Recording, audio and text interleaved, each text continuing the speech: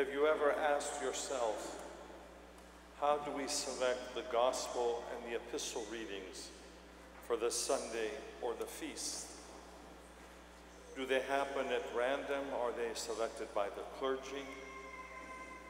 Or is there a system and a pattern to what we read in the church, not only on Sundays but on holidays? Of course, if you attend the great liturgy of Pascha, you know that we begin with the Gospel of John and we open the lectionary and read from John into the other Gospels through the year. But when there are feasts and there are occasions, the Church selects other passages so that we might better understand and we might better comprehend the meaning of the feast and its purpose. That is why on a Sunday like this, dedicated to the fathers of the Fourth Great Council held in Chalcedon, that the Church has selected specifically two passages. One from the Epistle of Paul to his student and his disciple Titus, whom he says, "Titus, my son." And then, of course, the passage which you heard after that, if you were in church for the gospel reading. And if you were not in church, I suggest that you read the gospel passage at home.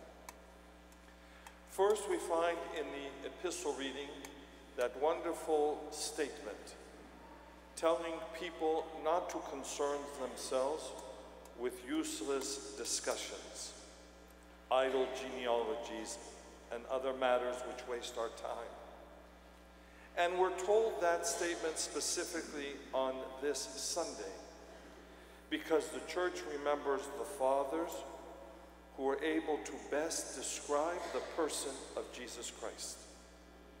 We remember their dialogue and their debates, but also the terminology which they gave us. They gave us Christ as one person with two natures, and in time to understand that he has two wills, but that he is one with the Father and the Spirit. Those fathers convene to give us and to profess a statement of faith and truth which we cherish to this day. For you see, in Orthodoxy, unlike other traditions, we don't have that freedom and that right to choose and to say, I think this about Jesus, or I feel this is true about Jesus. It's not an independent matter. The Church as a community and as a statement of faith declares what we believe, how we understand Christ, how we know him, and how we define him. It's not necessary to go outside looking. It's all given to you. And then we take this faith, which we saw and we understand and we received, and do with it as we hear in the gospel passage, that our faith and the truth of Christ is not to be hidden under a bush or under a bushel or anything else, but the faith and the truth of Jesus Christ are like a lamp which gives light to the world of darkness, and we are to take that faith, that truth and that expression and preach it in the world and into our communities. Often when I'm walking in my neighborhood, I pass by Caltrain. And there, standing outside, are 3 or 4 separate stacks of pamphlets and books and several individuals. And they invite you to enter into discussion and dialogue with them. And they belong to Kingdom Hall. They are Jehovah's Witnesses. And they are standing there trying to attract people to give them their expression of truth and their expression and understanding of Christ. You see, they've taken that expression and that understanding of the light and gone out into the world. And I ask you and I ask myself, what has happened to us as a community and as a church? Where is our missionary zeal? Where is that truth that we should be projecting into the world? And if we believe orthodoxy and what we have to be truth, it is not only truth for us, it is truth for every person and every individual. It's truth for the whole world. And it is the saving truth of Jesus Christ. You know, in our days and in our times, people have become obsessed, especially as of late, with all sorts of useless issues and matters. We debate them, we argue about them, we discuss them, whether they be about politics, whether they be about World Cup soccer, whether they be about other matters. But the essence of life is not in those things. The essence of life and of real truth is in Jesus Christ and his message. It's not necessary for us to squabble.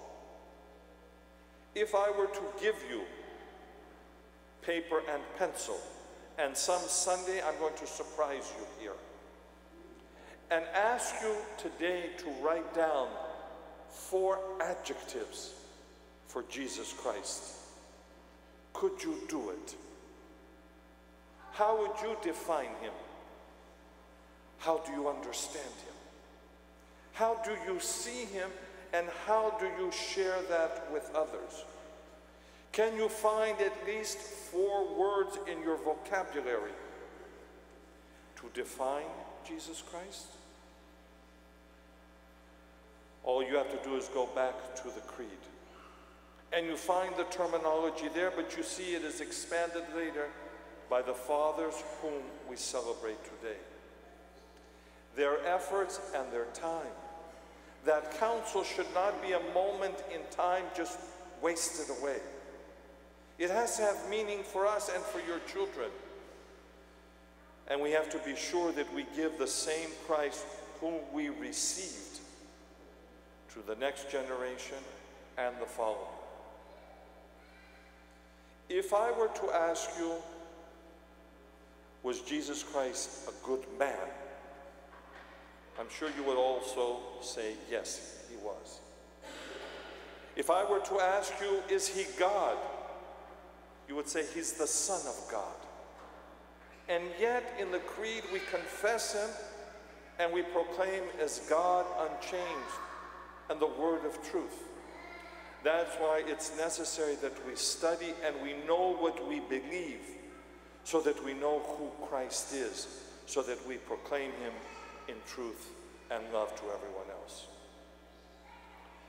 Some 1,500, 1,600 years ago, those individuals gathered to try to reason, to comprehend that which is not comprehensible, to define that which we cannot define, because truth can be defined only in one way and with one expression, Jesus Christ. But the fathers of the church came forward to defend truth, to defend what was given to them by the Lord and the apostles and each and every generation. And we are called to do the same. When you leave the church today, maybe not on a theological level, but on a more practical level, don't waste your time with foolish issues. Don't spend your time or concern yourself with genealogies and such. During the Orthros, I leaned over to Ross and said, you know, that has to do with all this garbage of 23 and me and all these other things. All of a sudden, people are obsessed with their ancestry. I know mine. I know who my parents were and my grandparents. I know where we come from. What great information are these scientists going to give me? And they give you generalities, but the church gives you specifics. And the church gives you truth. And the church gives you Jesus Christ, one with the Father and the Spirit, one person of two natures, of two wills, with no confusion and no mixing and no misunderstanding. The Jesus Christ that we have inherited and whom we are to proclaim, not only to the world, but first to ourselves. Amen.